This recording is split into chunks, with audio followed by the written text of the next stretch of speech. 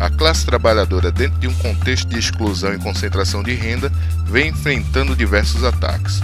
Entre eles está o crescimento da especulação imobiliária e o processo de expulsão de diversas famílias para as periferias cada vez mais distantes. O PCB Debate convidou Rudy Rafael, um dos coordenadores do Movimento dos Trabalhadores Sem Teto em Pernambuco, para falar sobre a luta pela moradia e o processo de gentrificação.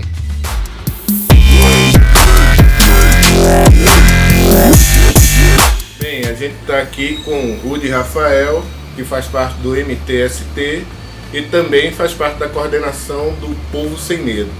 Eu queria primeiro perguntar, Rudy, como você vê a perspectiva da luta por moradia aqui em Pernambuco, principalmente na região metropolitana do Recife?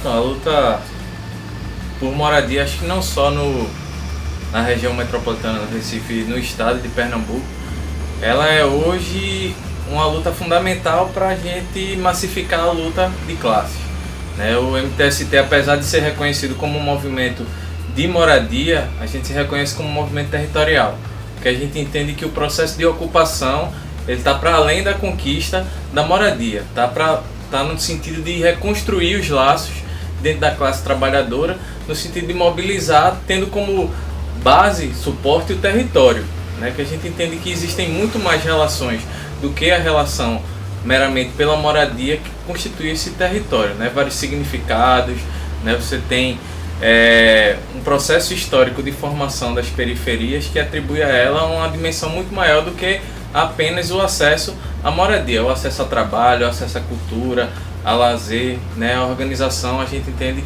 que o espaço da ocupação como espaço de luta pela moradia, ele transborda esse sentido para fazer um processo de organização de classe mesmo, né? Das trabalhadoras e dos trabalhadores, porque a gente entende que dentro da configuração hoje das lutas sociais e que proeminentemente ela é uma luta urbana, né? Visto que a população brasileira hoje está 80% concentrada nos centros urbanos, a gente entende que a luta pela moradia ela é a porta de entrada para um processo de organização mais amplo, né? E na conjuntura atual, essa luta pela moradia é uma luta que estabelece um fronte fundamental para o enfrentamento da lógica do capital nas cidades, né? O capital cada vez mais, a cidade é cada vez mais planejada e pensada em função dos interesses do capital, né? Então pensar essa luta pela moradia, que também compreende uma luta fundamental, que é a luta pela terra urbana, né? A terra urbanizada. Então a gente trabalha essas duas dimensões, né? Conquistar a moradia, conquistar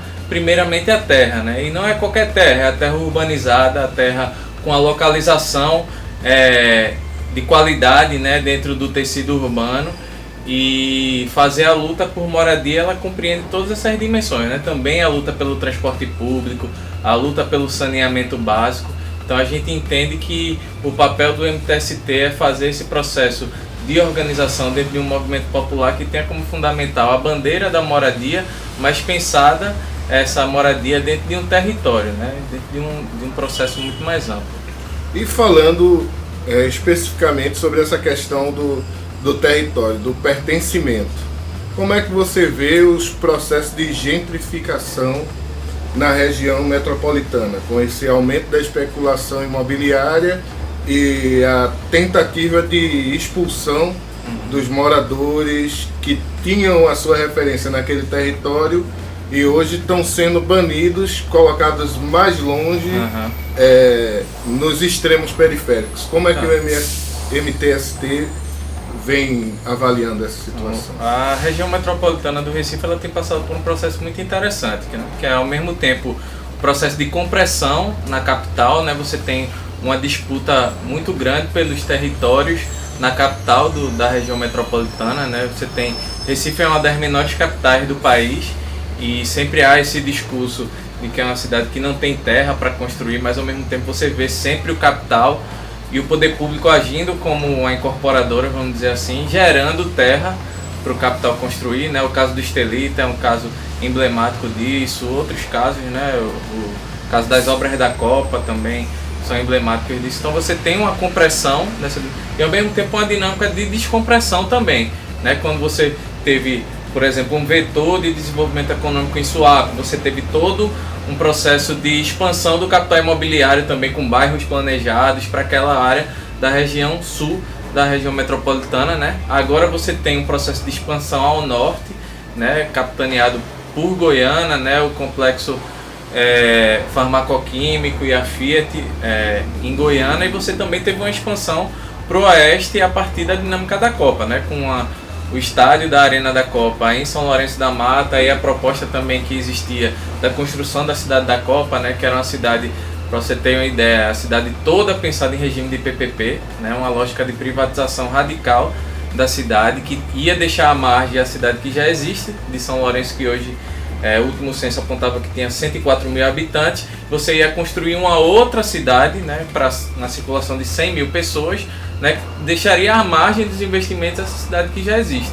Então a dinâmica de gentrificação ela opera dessa forma, né, construindo novos espaços para a expansão do capital, né, e com a nova configuração desse tecido urbano, né, para uma habitação de alto padrão, né, e a gente tem visto muito o discurso de progresso e de modernidade colado com esse avanço do capital imobiliário, né. Então a ideia de modernização das cidades está muito vinculada a pegar áreas da cidade que estão deliberadamente degradadas, né, servindo para especulação imobiliária e dando um novo uso que não é um uso popular, que não é um uso discutido pela população, mas sim um uso para benefício do grande capital articulado, né, que na verdade a gente tem, fala muito da questão do capital imobiliário, mas você tem o capital fundiário, né, que atua muito forte nesse processo, o capital comercial hoje, né, os grandes shoppings e etc. Então você tem aí um conglomerado de capitais agindo no sentido de construir essa cidade que já existe, né, mas reconfigurando ela para as classes mais altas e periferizando cada vez mais as classes populares, né. Acho que o bairro do Recife, né, que a gente conhece como Recife Antigo, é um exemplo disso. É um bairro que no começo do século XX ele tinha uma população de mais de 10 mil pessoas, e hoje você vai ver o bairro do Recife, ele tem 603 famílias segundo o último censo, né? Então a concentração de moradia popular na área do Pilar ali, né? Em um bairro todo pensado, né, para essa lógica tanto da perspectiva administrativa, né? Esse bairro central como um bairro administrativo, mas também com novas atividades turísticas que tem em vista, né, um potencial pretensamente turístico da cidade e visando outra classe que não aquela que deveria estar habitando ali, né, que deveria estar dando uma dinâmica para aquele lugar que acaba, no fim das contas, se desertificando por esse processo de gentrificação, né? Você tem ali uma ou outra ocupação que é quase clandestina, né? Muitas vezes a gente não sabe que existem certas ocupações no bairro do Recife, até na área central do Recife, mas esse processo de gentrificação atua justamente assim, né? Com esse discurso de modernização, de geração de emprego e renda, de captação de recurso via imposto, via IPTU, né? E aí acaba capturando esse Estado, né?